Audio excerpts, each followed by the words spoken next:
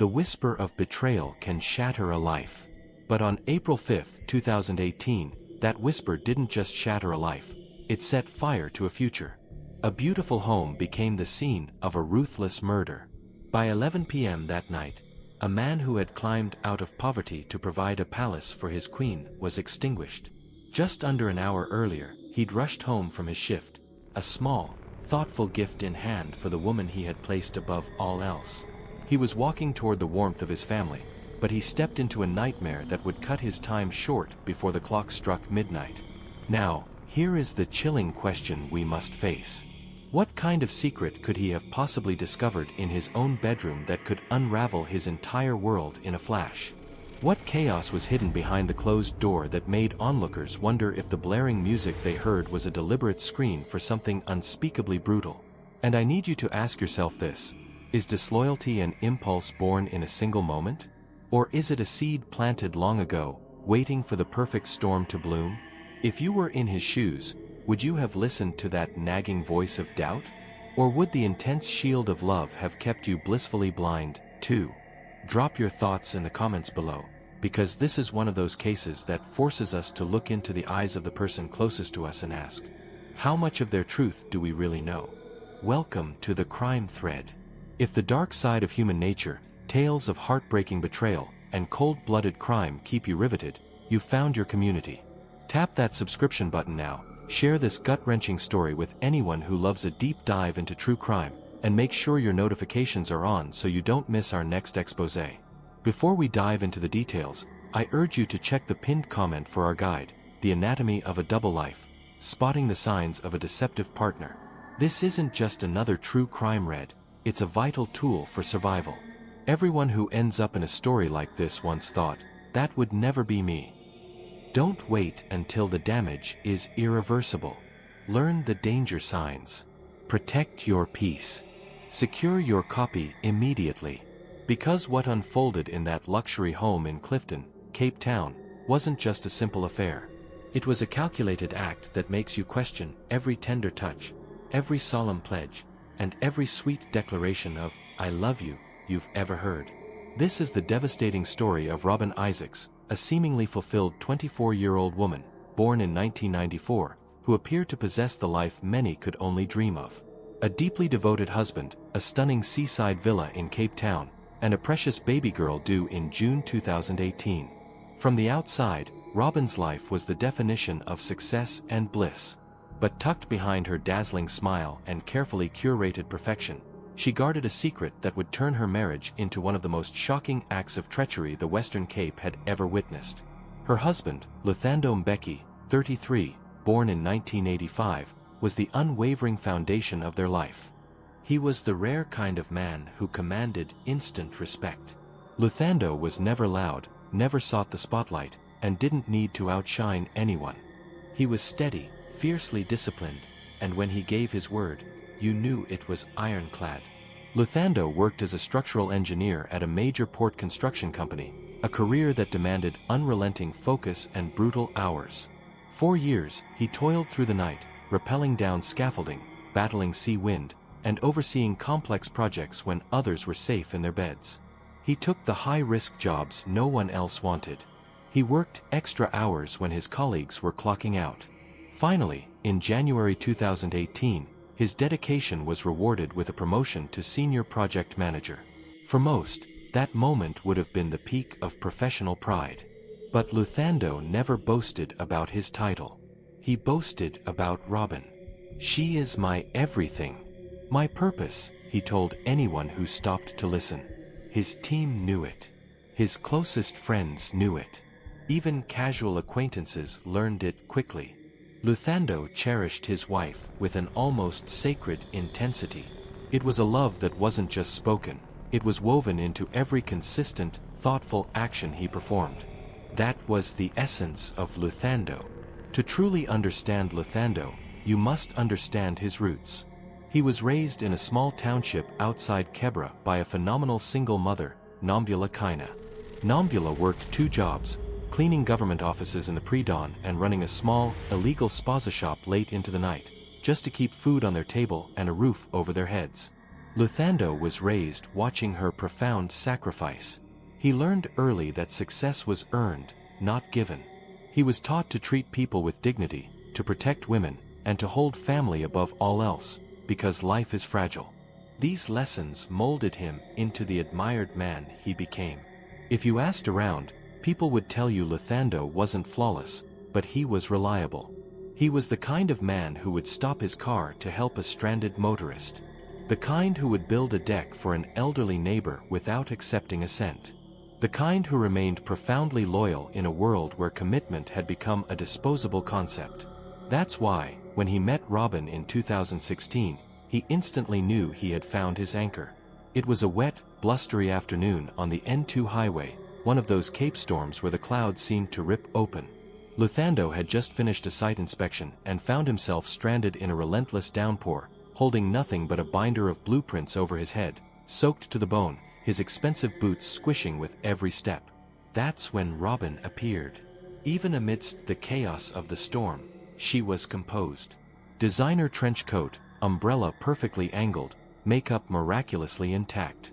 She slowed, saw him struggling, and tilted her umbrella to offer him cover. "You look like a man trying to outrun a tsunami," she joked, a playful smile touching her lips. Luthando was stunned, caught off guard by her beauty and easy humor. He stammered, "Would you mind if I shared this shelter with you?" She gave him a knowing look. "Only if you can keep up with the pace." That brief shared walk changed everything. By the time they reached the corner, Luthando was already certain he needed to see her again. Robin didn't hand over her number easily. She made him pursue her. But when she finally relented, he called within the hour. The initial spark ignited under that umbrella quickly became a roaring fire that neither of them wanted to extinguish.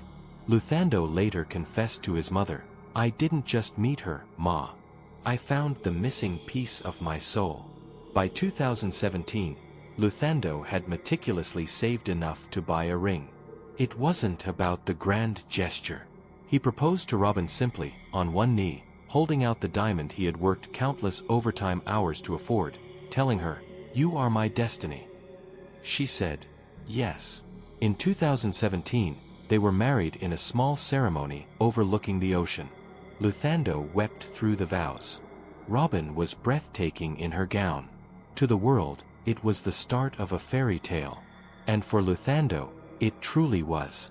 He devoted himself completely to being the partner every woman prayed for. He wasn't just there, he was intentional. He left bright sticky notes on her vanity mirror with handwritten affirmations. "Good morning, my queen. I'm living proof of your magic. Never forget how much you inspire me." On his breaks at work, he wrote her long, sincere letters every couple of days, pages that reminded Robin she was valued, cherished, and his entire world. When he returned home, regardless of his exhaustion, he rearranged his schedule so they could always share dinner. He would sit across from her, listening to every minute detail of her day, as if it were the most critical news on the planet. And when she became pregnant in January 2018, Luthando's devotion reached an almost mythical level. The news hit him like a seismic wave of pure joy. He sobbed harder than Robin did, gripping her hand, kissing her stomach, whispering promises to the life that was already growing inside her. Every evening after that, Luthando would kiss her belly and whisper, "Little one, Daddy is going to make sure you have everything I was denied." It was more than a sentiment, it was a sacred vow carved from his own childhood struggle. A promise that his daughter would never know hardship. From that moment, everything Luthando did was focused on one objective: to provide Robin and their baby with the extraordinary life he felt they deserved. When morning sickness left Robin weak and immobile, Luthando was a rock. He never complained. He gently carried her to the bath, cared for her with endless patience, cooked her comfort meals, and sat by her until she drifted off to sleep. He treated her like the most precious treasure on earth. He ensured the house was silent when she needed rest. He massaged her tired, swollen feet at night, and offered constant encouragement when she was overwhelmed by hormones and fatigue. Luthando reminded her daily, "You don't ever have to worry, my love. I've got you, always." To Luthando, this wasn't a burden. It was his highest honor. He had prayed for this kind of family, and he felt he was finally living inside that answered prayer. By March 2018, Robin was 5 months pregnant, and Luthando decided to do something monumental. He dipped deep into his life savings, money he had worked a decade to set aside, and bought her a brand new 2018 Audi Q7. When Robin saw the sparkling black SUV parked in the driveway, she gasped, covering her mouth with trembling hands. Luthando held out the keys and said, "This is your pre-delivery gift, my queen. You are carrying my world. You deserve to travel in nothing less." Robin shrieked, throwing her arms around him. Luthando laughed with the kind of pure, unfiltered joy only a man deeply in love can know. He didn't care about the price. Her happiness was priceless. Not long after, Luthando took things even further. He had been quietly searching for months, meeting secretly with property agents, meticulously calculating mortgage payments, and planning the ultimate surprise. And in late March, he moved Robin into a spectacular 5-bedroom villa overlooking the ocean in Clifton. The house was everything he thought a burgeoning family could ever need: expansive, secure, with a lawn big enough for a playground. He wanted her to feel safe, luxurious, and proud of the life they had forged together. He carried her across the threshold, kissed her tenderly, and told her, "This is only the preface, my darling. I will never stop building for you and our daughter." To the outside world, it was the definition of perfection. Robin was radiant with her round belly. Luthando was beaming whenever anyone mentioned fatherhood. The Mbeki couple looked like the aspirational dream. Luthando's team at the construction site immediately noticed the shift in his mood. The men often joked about how he couldn't stop smiling. Even on grueling overnight shifts, he pulled out his phone to show them 3D ultrasound images. "Man, look at that nose.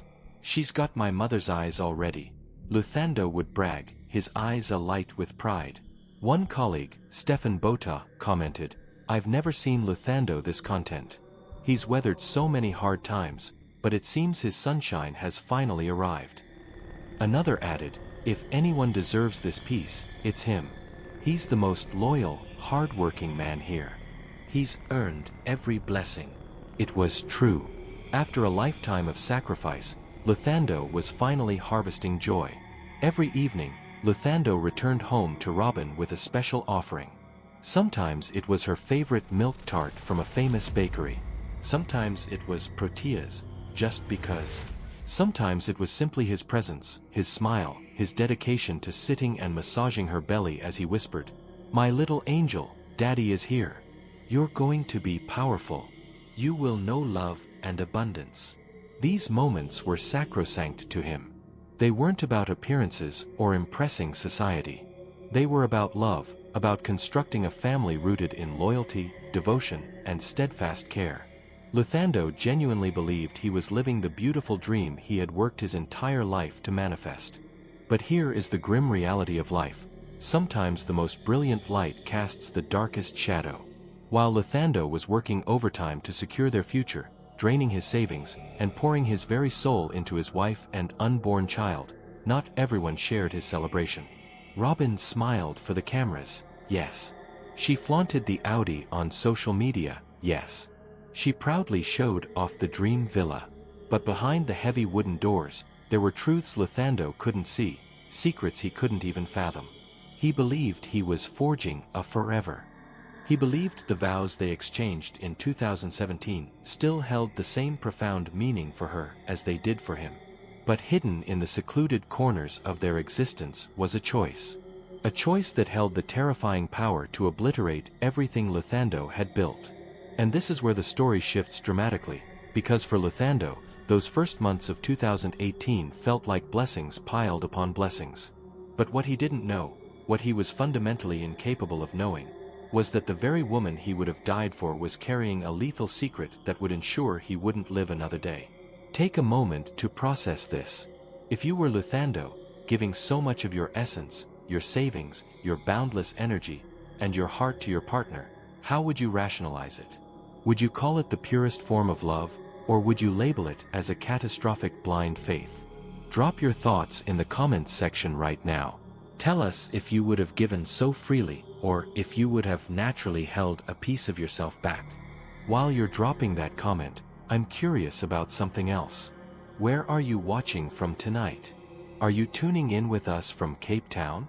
Are you locked in from Johannesburg, from London, from Australia? Let us know in the comments so we can see the incredible reach of this tragedy. Because I promise you, you need to stay right here. The deeper we delve, the more shocking the betrayal becomes. Luthando thought March 2018 was the dawning of forever. A luxury car, a breathtaking new home full of promise, a wife glowing with a miracle of new life. To him, this was the fulfillment of his every desire, all embodied in the woman he worshipped. But what he didn't know was that while he was busy constructing a dynasty, someone else, a shadowy figure from Robin's deep past, was patiently waiting to turn that dynasty into a funeral pyre. That man was Ayanda Mackay's. Born in 1987, 31 years old, a former gangster and known petty criminal whom Robin had briefly dated in her restless youth. Ayanda had served 5 years for assault and extortion. He slithered back into Robin's life through Instagram in late 2017, sending her provocative messages that instantly reignited a dangerous, dormant flame. When that message landed in Robin's inbox, it was like a long-forgotten trap snapping shut. The name Ayanda struck her with the force of an addictive memory. It transported her back to her late teens, to illicit weekend nights where she believed he was the only boy who truly saw her. He had been her first intense infatuation, the first person she thought she could be authentically wild with. But Ayanda's life had always been a disaster. His chaos had eventually shattered her young heart. Ayanda grew up only blocks away from Robin, but their upbringings were polar opposites. Robin was raised by respectable, church-going parents who valued structure, education, and social standing. Ayanda was the inverse, the notorious neighborhood menace, the name that surfaced whenever trouble brewed. At 15, when most kids were just discovering their identity, Ayanda stole his neighbor's prized racing pigeons and released them on the highway because the man had complained about his loud music. His father found out and beat him senseless. At 17, he was permanently expelled after setting fire to the principal's office after being mocked for failing every subject. At 19, during a vicious fight over a girl, he brutally assaulted his best friend with a brick, leaving him with permanent facial damage. By 21, Ayanda left his family for good. He didn't exit gracefully. He vanished without a word, taking every piece of value he could find. His parents didn't chase him. Deep down, they felt a profound sense of relief. He had become someone else's problem. For Robin, watching Ayanda leave had been her first true heartbreak. She convinced herself she had moved on, buried the emotions, and constructed a new, sophisticated life with Luthando. But when Ayanda resurfaced on Instagram in late 2017, flashing that same arrogant smirk in his profile picture, all those suppressed emotions began clawing their way to the surface. His first message was deceptively simple. "You still shine, Robin." Just 4 words, but they erased years of distance and growth. She should have deleted it. She should have blocked him instantly. But instead, she replied, "You're still a troublemaker, Ayanda." That was the fatal error. The door was now wide open. At first, it was seemingly innocent. Catching up, reminiscing about reckless times, Ayanda asking if she remembered the thrill of their late-night meetups. Robin laughed at the memory of how brazen he had been. But the dialogue rapidly darkened. Ayanda began sending late-night compliments about her body, telling her he still desired her. He reminded her that he was her first true passion. He asserted that no matter what, they were destined to be linked. Robin told herself it was just empty talk, mere nostalgia.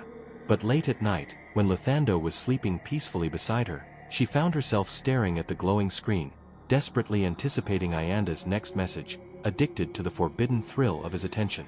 Soon, their conversations escalated to video calls. Robin started hiding in the expansive ensuite bathroom, locking the door, telling Luthando she was battling severe pregnancy nausea. In reality, she was whispering into her phone on FaceTime with Ayanda. He made her laugh. He reminded her of the reckless abandon she thought she'd outgrown. And he made her feel like the impulsive teenage girl who used to sneak out just to be with him.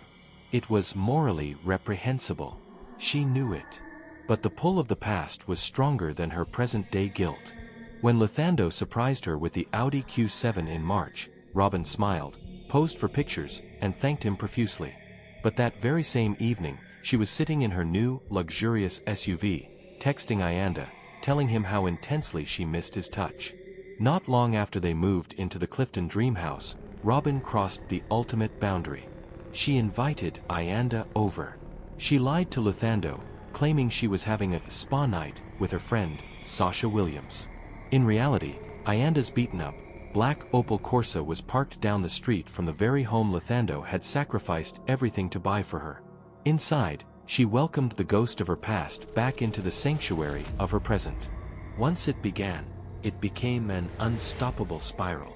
Robin started sneaking Ayanda into the house every chance she could. Sometimes in the early afternoons while Lithando was working late. Sometimes on weekends when Lithando was running errands. She began transferring him small amounts of money, helping him fuel his reckless habits, rationalizing to herself that she was helping him stabilize his life. She convinced herself it was love. She told herself she was his savior. The brutal truth was that she was addicted to the risk, to the intense, primal passion, to the rush of possessing what she knew she shouldn't have. Her best friend, Sasha Williams, saw the devastating change immediately. Sasha had known Robin since college, and she knew the look of a woman headed for destruction. In March 2018, Sasha confronted her directly. "Robin, you are playing with pure poison. That man, Ayanda, will ruin you. Lithando will destroy himself if he ever finds out." Sasha wasn't speaking in hyperbole. She had seen men like Ayanda before, volatile, calculating, and genuinely dangerous. She knew how swiftly situations like this could detonate. But Robin just smirked, shrugging off the warning. "My body and my heart dictate what they need," she said with cold conviction. It was a terrifying answer, because in that single moment, Robin made her priority clear. She wasn't thinking about the consequences. She wasn't thinking about Lithando, the baby, the villa, or the spectacular life she had been given. She was thinking solely about Ayanda. She was thinking only about herself. And that choice, that catastrophic decision to feed the temptation instead of guarding her sacred trust, would be the choice that sealed Lithando's fate. But Lithando did notice the anomalies. He saw the unusual debits. He saw the missing money in their joint account. He saw his credit card maxed out on suspicious purchases. Lithando was not a man who missed details. He had grown up watching every rand his mother earned stretched to its limit. He paid attention to every number. So when the balances didn't reconcile, when strange items kept disappearing without adequate explanation, his intuition screamed at him that something was terribly wrong. But when he asked Robin, she was a master of evasion. She didn't stammer. She didn't betray a hint of panic. She replied smoothly, as if the lies were meticulously rehearsed. "My love, the cravings hit hard. You know how unpredictable pregnancy is." She laughed one night, sliding into his lap. "I needed the most expensive sushi. I needed rare chocolate. I've been eating for 2 people, Lithando." Another time, she blamed extravagant shopping. "I bought all the baby gear. We're about to have a little princess in this house. Premium diapers, designer clothes, a state-of-the-art stroller." That money was invested in her future. And when Lithando saw a new, expensive leather handbag in the closet and gently questioned it, she waved him off with, "It was a phenomenal sale, darling. You want me to look shabby while you spoil me with an Audi." Every excuse was wrapped in sugary affection, coated in the very smile that had melted his reservations since the day they met. And Lithando desperately wanted to believe her. He needed to believe her. The possibility of her betrayal was too crushing for his heart to bear. So he nodded. He allowed it to pass. He convinced himself that her explanations were truthful. Because for Lithando, love was not about suspicion. Love was trust. And he trusted Robin like he trusted his own breath. But while Lithando trusted her, the neighbors were quietly observing what he ignored. They noticed patterns. They noticed cars. On March 29, 2018, Ayanda's black Opel Corsa was parked a few houses down from the Mbeki villa. One neighbor, Bradley Peterson, watering his prize-winning hydrangeas, glanced twice, a deep furrow in his brow. He knew it wasn't Luthando's vehicle.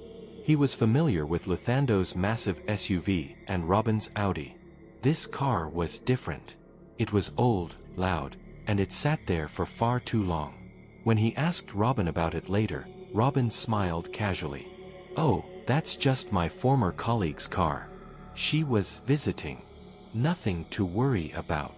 She delivered it with unflappable confidence, as if she had rehearsed that line 100 times. And the neighbor, not wanting to create awkwardness, nodded politely. But the suspicion remained lodged in his mind. Inside the house, Luthando kept dismissing his own doubts. He needed to believe that the mother of his unborn child would never compromise their bond. And for a man like Luthando, who had built his life on integrity and loyalty, that kind of belief wasn't naivety. It was a covenant of faith. But faith can be a powerful blinding agent. And while he was blinded by his love, the truth was retreating further into the darkness. Meanwhile, Luthando's team noticed a different kind of tension. He was still proud, still radiant about fatherhood, but occasionally, a surge of profound frustration would leak out. At the construction site a few days before the murder, Luthando had a fiery argument with a junior engineer named Jared Visser. Jared was known for his arrogance and recklessness. That day, tempers flared dramatically. No one knew the precise spark, but voices rose loud enough for the entire site office to hear. Luthando slammed his hand down on the metal desk, roaring, "Don't ever speak to me with such contempt, Jared. Don't you dare disrespect my character." Jared shot back, "You think you're God since the promotion, but mark my words. One day, that self-righteous pride is going to be your downfall." It was a standard workplace feud. But words like that have a chilling longevity. By early April, Luthando couldn't shake the unsettling feeling. He saw more unauthorized charges accumulating, receipts for high-end nightclubs he never visited, fuel purchases in areas he never drove to. He gently questioned Robin again, and once more, she soothed him with believable lies. "Luthando, you're stressing too much. It's the high-pressure job. It's making you paranoid. I've told you, I'm getting things ready for the baby, and sometimes I lend my credit card to family. You know this. Why are you acting so distrustful?" Luthando sighed, kissed her forehead, and ordered himself to let it go. Because deep down, he was terrified of facing the horrifying possibility that the woman he idolized was systematically betraying him. He loved her too purely to doubt her. And in love, sometimes, denial feels infinitely safer than the truth. But denial is not a shield against reality. Neighbors kept noticing the Opel Corsa.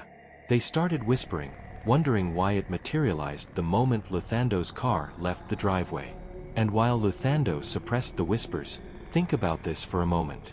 If you were Luthando, staring at mysteriously vanishing money, noticing expensive new items, hearing neighbors ask pointed questions about a strange beat-up car, would you trust your deepest instincts, or would you bury it all under the weight of love and blind faith? At this critical juncture, do you believe Luthando should have pressed harder? Or would you have done the exact same thing, convincing yourself your partner would never lie to you? Drop your thoughts in the comment section right now, because this is the very moment where trust could have been his salvation or his destruction. And here's the most heartbreaking part of this narrative. Luthando wasn't wrong to trust his wife, at least not in the moral universe he believed they shared. But the reality inside those four walls was not the one he was sacrificing himself to protect. Every excuse Robin offered, every radiant smile she deployed to soften his questions, was a deliberate smokescreen for a choice she had already made. Ayanda was no longer just a figure from her past. He was an invasive presence in the life Luthando built. He was sleeping in the bed Luthando paid for. He was eating food bought with Luthando's money. And every time Luthando chose belief over scrutiny, Robin and Ayanda's hold on their toxic secret grew tighter. The stage was set. Luthando was convinced enough by Robin's skillful lies to keep working. The neighbors had suspicions, but no concrete evidence. Jared Visser was a man with a fresh motive after that explosive argument at work. The crimson flags were flying everywhere. Luthando saw them. The neighbors saw them. Even his colleagues saw the subtle cracks in his usual calm. But love is a powerful anesthetic. And Luthando's love for Robin was so absolute, he refused to acknowledge the truth staring him in the face. And that final fatal decision, choosing faith over suspicion, was the choice that sealed his tragic end. Then came April 5, 2018. That evening, Luthando departed work earlier than he was scheduled. The crucial, late-night meeting had been abruptly cancelled. And for once, he decided not to call Robin. He wanted to give her a small surprise.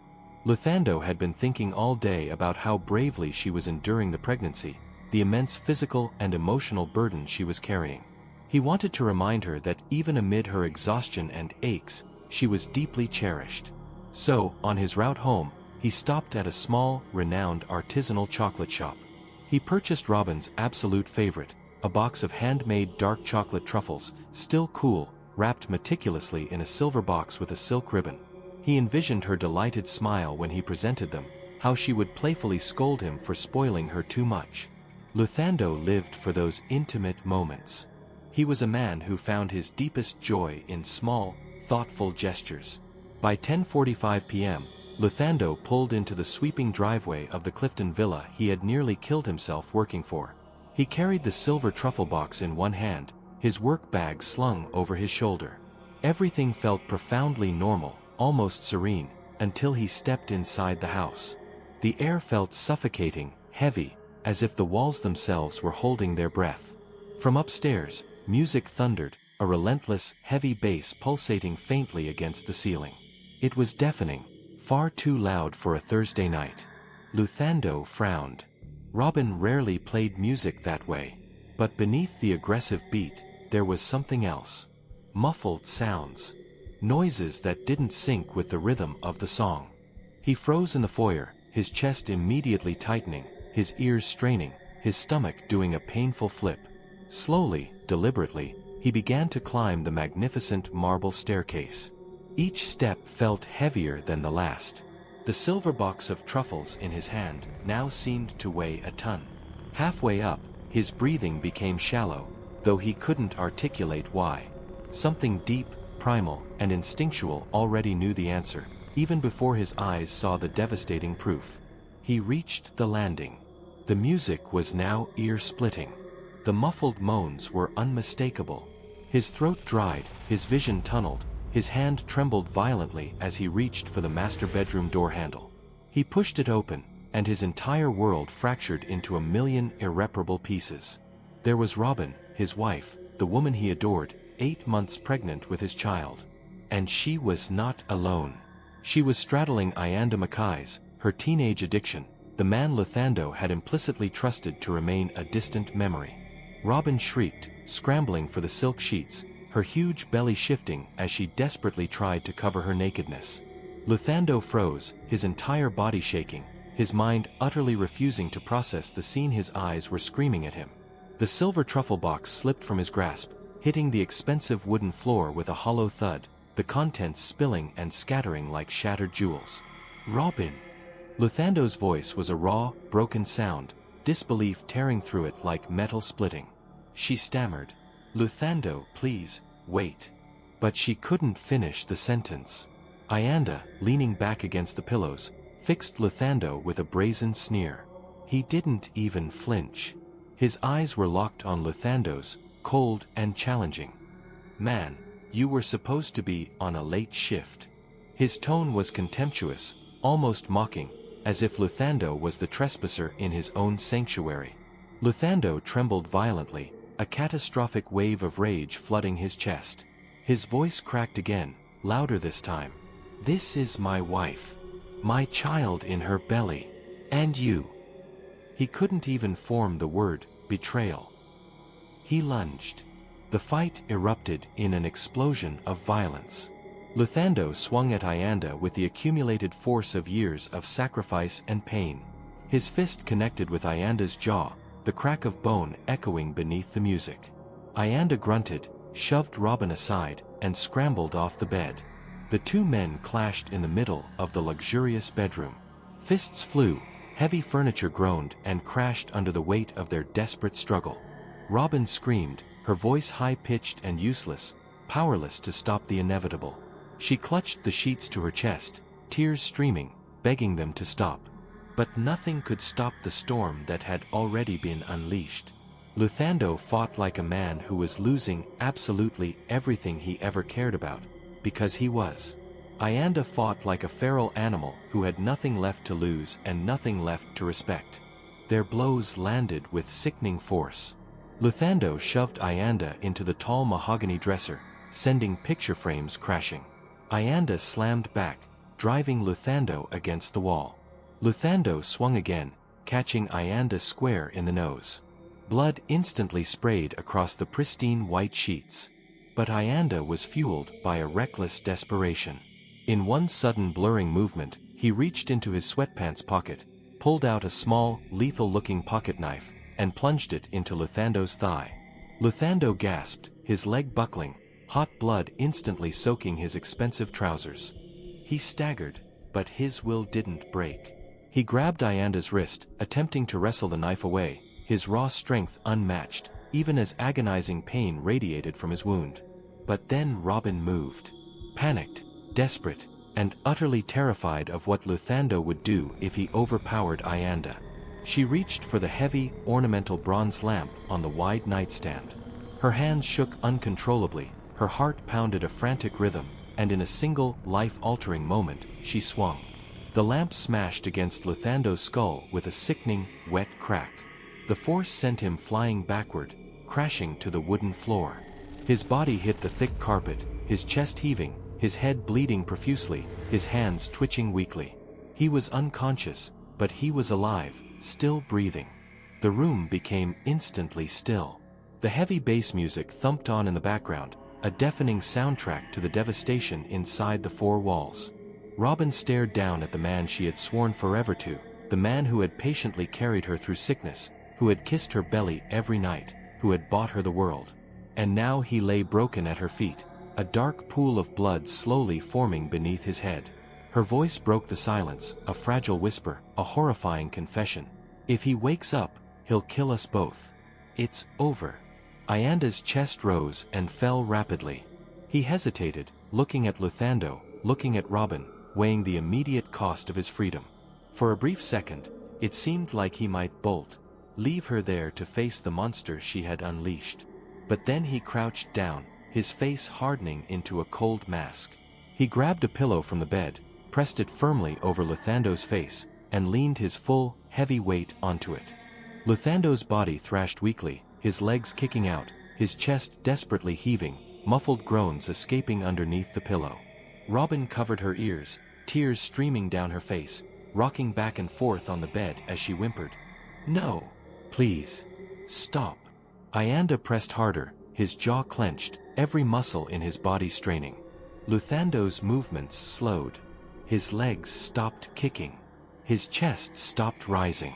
By 11 p.m., Luthando Mbeki, a man who had gifted his wife everything, a man who built his entire existence around loyalty and profound love, was dead. Down the street, neighbors heard faint thuds beneath the relentless blaring music. They dismissed it as nothing more than a noisy argument, perhaps an item of furniture dropped clumsily. No one called the police. No one knocked on the door. And the story of Luthando Mbeki, the man who believed in love more deeply than he believed in his own doubts, ended not with peace, but with violence, blood, and the final, smothering silence beneath a pillow. And this was only the prelude. Robin and Ayanda immediately tried to obliterate the scene. They dragged Luthando's heavy, lifeless body to the garage, stuffed him awkwardly into his large SUV, and Ayanda drove away. Robin sprayed every corner of the upstairs with perfume, desperately attempting to mask the copper scent of blood and the stench of betrayal. Their plan was simple in its twisted logic. Ayanda would torch the SUV in a desolate area, and Robin would remain home, playing the role of the terrified, confused wife whose husband had simply vanished. They believed it was flawless. They believed no one would ever know. But the truth is, every single second of that night etched deeper and wider cracks in their flimsy story, cracks that would soon swallow both of them whole. The dragging was the first monumental sound that could have exposed them.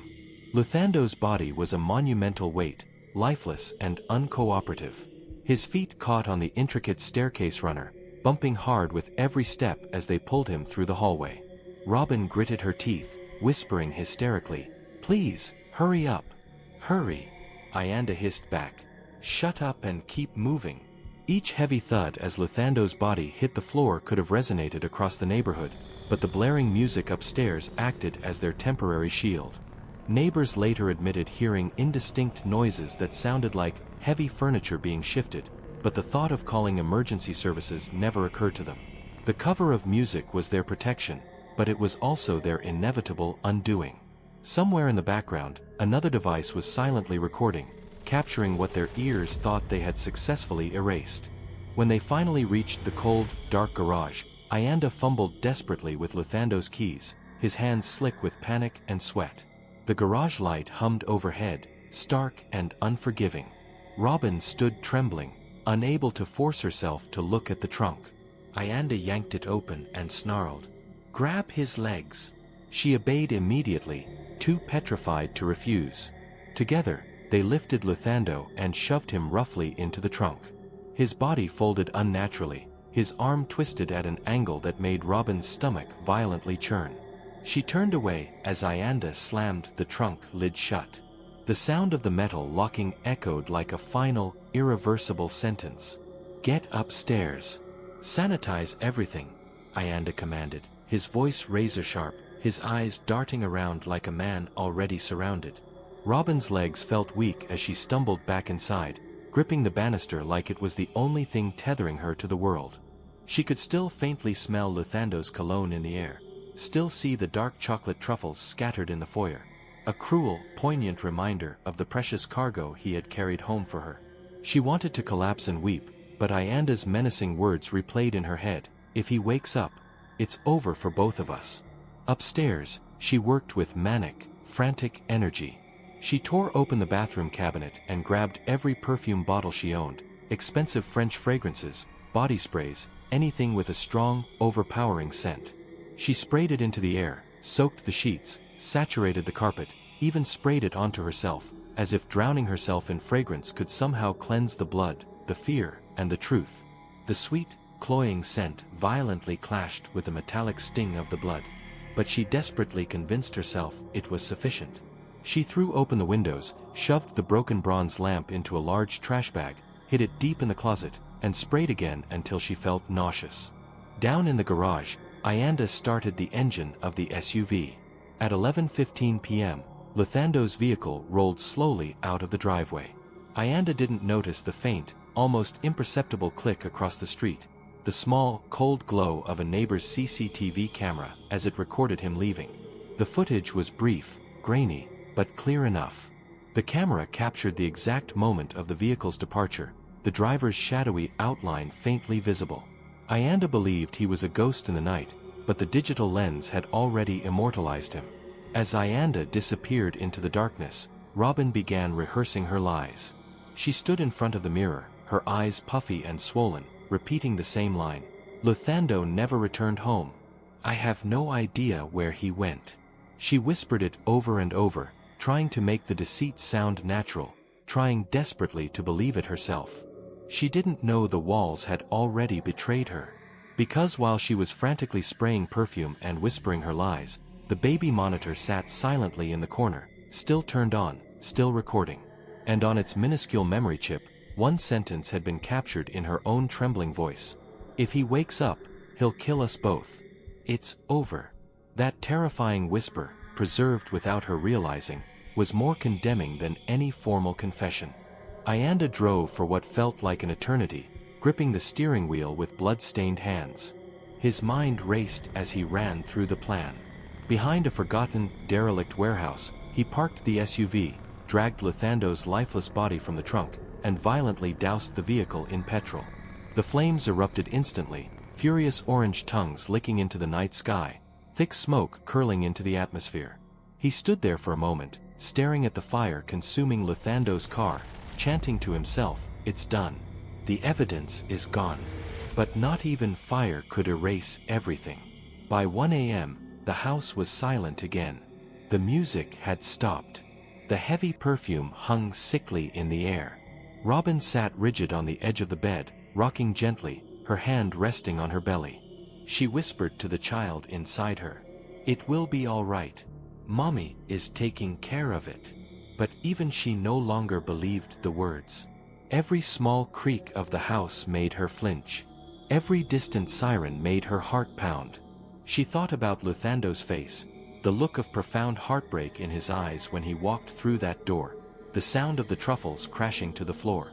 That image played again and again, a horrifying loop of haunting guilt. But instead of the guilt breaking her, she clung tighter to the lie. Ayanda returned hours later, reeking of smoke and petrol. His clothes were singed, his hands shaking, but he managed a crooked, triumphant grin. "It's over," he told Robin. She nodded silently, her eyes void of life. They believed they had buried Luthando in ashes and lies.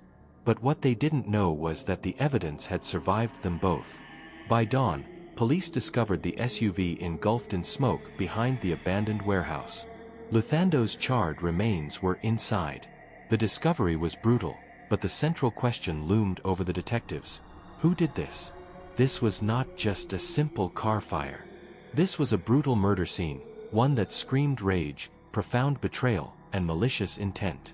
Detectives immediately realized the killer was someone close, someone intimate who knew Luthando's movements, someone who wanted more than just his death. They wanted his entire identity erased. The investigation dragged on for much longer than anyone anticipated. Initially, suspicion fell on individuals who had recent, obvious tension with Luthando. The first suspect was his former colleague, Jared Visser. Everyone at the construction site knew Jared and Luthando had a violent argument a few days prior. Witnesses recalled Luthando slamming his fist on the desk, his voice louder than anyone had ever heard. Jared had retorted with words that now sounded chillingly prophetic. "That self-righteous pride is going to be your downfall." To detectives, that sounded like a motive. They hauled Jared into the interrogation room, sat him under the cold fluorescent light, and grilled him relentlessly. Jared didn't make it easy. He readily admitted he disliked Luthando. He admitted he felt Luthando received too much praise. But when detectives pressed him on his whereabouts on the night of April 5th, Jared provided a solid alibi. He was at his mother's birthday dinner miles away. Receipts and security footage corroborated his story. As much as detectives wanted to link his heated words to the crime, the evidence exonerated him. Jared was bitter, but bitterness wasn't murder. The next person flagged was a troubled acquaintance, Tamsin Petersa. Tamsin had a dark reputation in the community. Everyone knew her struggles with substance abuse, her erratic behavior, and her fixation on Luthando. Weeks before, she had cornered him outside the villa, demanding money. When he firmly refused, she had spat, "If you won't help me, you'll regret it for the rest of your life."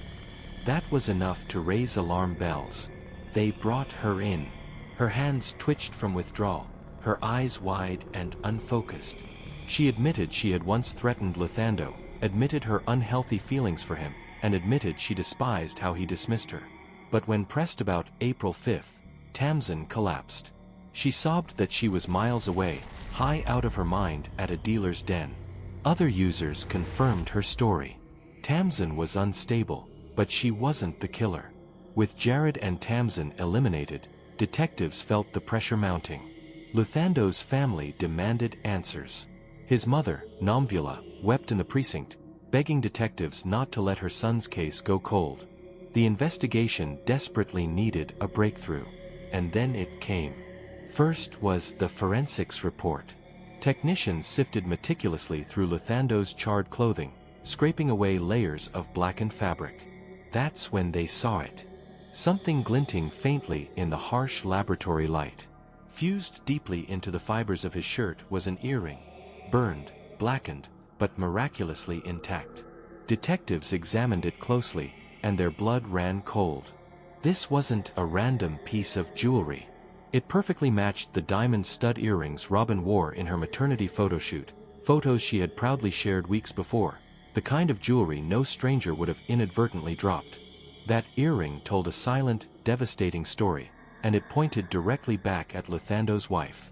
Then came the CCTV footage.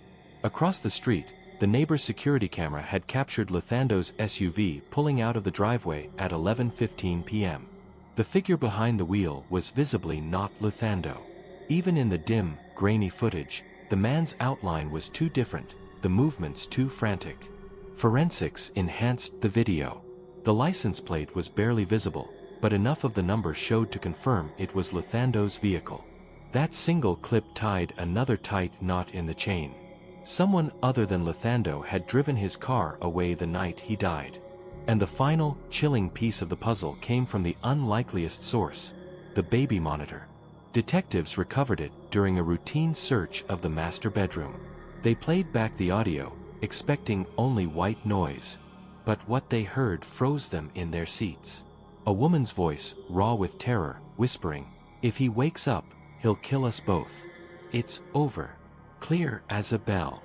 Detectives exchanged stunned glances. It was Robin. The whisper was a confession she never knew she had left behind. With the earring, the CCTV footage, and the baby monitor recording, detectives had an airtight case. On April 11th, they brought Robin in for questioning. She sat across from the lead investigator, Detective Sinathemba Komu, her hands clasped tightly in her lap, her eyes wide with a practiced fear she hoped would mask her composure. At first, she played the role of the shattered, grieving wife. She insisted Lathando had stormed out after a row and never came home. She claimed she was oblivious to his fate. Detective Komu didn't waver. He leaned across the table, slid the blackened earring toward her, and asked, "How did this end up fused to your husband's shirt inside a burned-out vehicle?" Robin's facade cracked. Her lips trembled, but she shook her head. "That isn't mine. I lost a pair weeks ago." Then they showed her the CCTV footage. "Explain this, Robin," Komu demanded. Robin swallowed hard, her hands shaking violently now. I don't recognize that person." Finally, they pressed play on the baby monitor recording. The sound of her own desperate whisper filled the small, cold room. "If he wakes up, he'll kill us both. It's over." Robin's head dropped instantly into her hands, her mask of composure utterly shattered. By April 13th, after nearly a week of relentless pressure, Robin finally broke. She admitted she had been unfaithful, admitted she had been secretly seeing Ayanda Mackay's, but desperately insisted she never wanted Lathando dead. She vehemently pointed the finger at Ayanda, claiming he was the one who killed Lathando in a jealous, uncontrollable rage. "I loved Lathando," she sobbed. "I didn't want this. Ayanda did it." Her story bought her time, but it did not grant her freedom. Detectives now had two suspects. The immediate manhunt for Ayanda Mackay's began. On April 15th, police cornered him in a cheap motel outside Durban. He was attempting to buy false documents to flee the country. They dragged him back in handcuffs, placed him in the same interrogation chair, and demanded his version of events. His answer was the brutal opposite of Robin's. "She killed him," Ayanda stated coldly. "She told me he had to die. I wanted no part of it, but she dragged me into her madness." Now it was a vicious circle, one pointing the finger at the other. Both claiming innocence, both blaming their partner. Detectives charged them both with first-degree murder, conspiracy to commit murder, and tampering with evidence. It would be up to a jury to decide who was the master manipulator. But fate was not finished with Ayanda. 3 months before the trial was set to begin, prison guards found him collapsed in his cell. His body was still, his lips an alarming blue color. Autopsy reports confirmed a fatal overdose, a deadly cocktail of smuggled narcotics flooding his system. Officials officially labeled it an accidental overdose. But the coroner noticed something far more sinister. Ayanda's internal organs were already in rapid decline. His liver, his kidneys, everything was failing. Even if he hadn't deliberately overdosed, he had only a few months left to live. His body had been preparing to kill him long before the justice system ever could. For Robin, Ayanda's death ruthlessly cut away her last shield.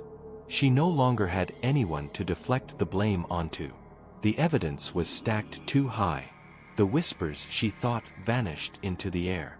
The earring she claimed to have lost. The camera she never saw. Every mistake she and Ayanda made spoke louder than any of their lies. And here's a critical point, family. Ayanda's death, do you genuinely believe it was an accident? Do you think he simply overdosed? Or do you believe there was a deeper, darker hand at work? Drop your perspective in the comments. Because in true crime, sometimes fate looks like coincidence, but other times it feels like a cosmic, inescapable karma finally exacting its price. By the end of 2018, detectives had an unshakable case. Robin was the only one left to face the trial. Ayanda was gone, his final secrets buried with him. But the truth of their horrific partnership was about to be laid bare under the weight of the law. March 2019, Cape Town High Court.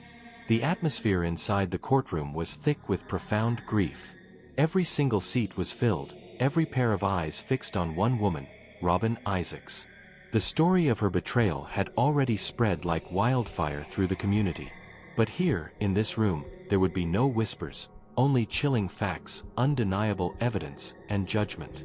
Robin sat at the defense table in a demure, simple dress, her head bowed, her hands trembling violently. To one side sat the calm, prepared prosecution. To the other, Lathando's family, shattered, yet resilient, waiting for the justice Lathando deserved. And in the very middle of it all sat an infant who could not speak for herself. Lathando Jr., born inside prison walls, now placed into the custody of her grandmother, Nombula Kaina, the same woman who had raised Lathando from nothing into the honorable man he became. The trial centered entirely on Robin. Ayanda was dead, leaving Robin to carry the monumental weight of the crime alone. Every piece of evidence pointed back at her, each detail shouting louder than her defense team's desperate attempts to portray her as a terrified victim. The prosecution began with a devastating opener, the baby monitor. The court fell into a stunned silence as the audio played. A crackle of static, then Robin's own voice, raw with fear, whispering, "If he wakes up, he'll kill us both. It's over." The words reverberated off the courtroom walls, chilling every person present. Jurors flinched. Others scribbled notes frantically. There was no ambiguity, the voice was hers. Next came the diamond earring. The forensic expert held it up, blackened and distorted by the flames, yet instantly recognizable. They displayed photos of Robin proudly wearing the exact same pair during her maternity photo shoot. The expert explained how it had been forced into Lathando's shirt during the life and death struggle, surviving even the hellish fire that consumed his vehicle. The jurors leaned in, their faces tight with horror. A simple piece of jewelry had survived where Lathando had not. That cruel contrast was impossible to ignore. Then came the CCTV footage. Jurors watched the grainy video as Lathando's SUV rolled away at 11:15 p.m. The prosecution paused the footage, zoomed in, and pointed. The figure inside was unequivocally not Lathando. The outline was wrong. The movements were jerky, unlike Lathando's calm, steady demeanor. The footage wasn't pristine, but when combined with the other facts, it didn't need to be. It was one more nail in the coffin of Robin's manufactured story. Finally, prosecutors reminded the jury of Ayanda's final words before his death. They replayed his chilling confession, "She killed him. She told me he had to die." Even though Ayanda was gone, his statement carried immense weight. The jury was instructed they could not ignore it. Together, the earring, the footage, the baby monitor, and Ayanda's testimony painted a picture that was beyond redemption. Robin's defense fought a losing battle. They attempted to reframe her as a woman hopelessly manipulated by her first love, a woman emotionally trapped by Ayanda's sudden reappearance. They told the jury she was not the cold-blooded mastermind, but the confused pawn. They asked the jury to believe her whispers were born of genuine fear, not homicidal intent. They tried to appeal to sympathy, emphasizing her fragile mental state, the pressure of carrying a child while caught between two men. But the jury was unconvinced. Too much had been digitally recorded. Too much had survived the inferno. Luthando's family sat in dignified silence, but the crushing weight of their grief filled the room. Nombula often looked down at baby Luthando Jr., sleeping peacefully in her arms, utterly oblivious to the storm swirling around her. The sight of the child in the courtroom, innocent, fragile, fatherless, made every detail land with crushing force. Each time Robin's lawyer spoke of manipulation, the prosecutor reminded the jury that a child was left behind, robbed of a father because of the choices made by her own mother. After days of gut-wrenching testimony, aggressive cross-examinations, and unbearable tension, it came down to deliberation. The jurors left the courtroom at noon. They returned 7 hours later, their faces grim and resolved. The room fell into a terrified silence as the foreman stood. On March 25, 2019, the verdict was read, guilty of first-degree murder. Robin's shoulders collapsed. She clutched the table edge like it was the only thing holding her upright. The sentence was delivered swiftly, life in prison. Parole is possible only after 25 years. Gasps rippled through the gallery. Robin began to sob uncontrollably, shaking her head violently. "I just wanted to feel passion," she cried out. "I never meant for him to die." The judge looked at her, his expression cold and unyielding, his words slicing sharper than any knife. "You destroyed not just your husband, but your child's entire future. That is the ultimate cost of your self-serving betrayal." Robin's broken cries filled the courtroom as deputies handcuffed her and led her away. The sound of the shackles clinking against the floor echoed long after she vanished from sight. Nombula stood up, clutching Luthando Jr. tightly to her chest. The baby stirred, blinking innocent eyes at a world she could not yet understand. A reverent hush fell as Nombula carried her granddaughter out. Her head was held high, despite the tears streaking her face. The crushing weight of raising her son's child was heavy, but she bore it like a mantle of honor. The conclusion of Robin's trial was not closure. It was a wound stitched shut, still bleeding profusely beneath the surface. Because justice cannot bring back the man Luthando was. Justice cannot erase the dark chocolate truffles that fell to the floor that night. It doesn't silence the whispers forever recorded on a child's monitor. It doesn't give a little girl the chance to know the father who kissed her unborn belly and promised her the world. Today, Luthando Jr. grows up in her grandmother's powerful care. She will learn about her father not through memory, but through stories. Stories of sticky notes on a mirror, heartfelt letters tucked away in a box, hands that toiled tirelessly to provide, and a heart that beat with nothing but pure, selfless love. She will never feel the warmth of those arms. But she will know the legend of her father, the man who gave everything to his wife, only to have her give everything to the man who murdered him. Think about that profound tragedy for a moment. A man who forged a life from the depths of poverty, who poured every ounce of himself into a covenant of love, ended up buried, not by strangers, not by his enemies, but by the one person he trusted implicitly. And a child, barely months old, begins life without her father because her mother traded loyalty for a fleeting, destructive lust. If that reality doesn't shake you to your core, what will?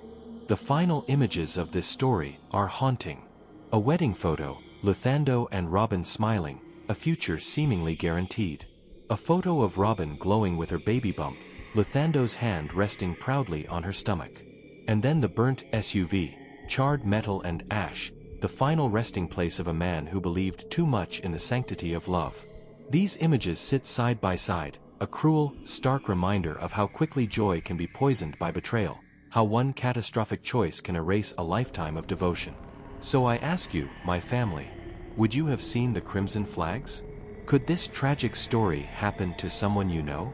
Do you truly believe love can blind a person so completely that they fail to see the evil right in front of them? Drop your thoughts in the comments, because every perspective shared could be the warning that saves someone else's life. You've been watching The Crime Thread, your essential source for the dark reality of true crime. Please do not forget to like this video, share it immediately with your fellow true crime enthusiasts, and subscribe to our channel. Luthando Mbeki gave his all, his time, his savings, his loyalty, his boundless heart. Robin Isaacs gave all of it to the man who helped destroy him. And in that catastrophic trade, a beautiful fairy tale that began under a shared umbrella ended in fire, blood, and the deepest possible betrayal.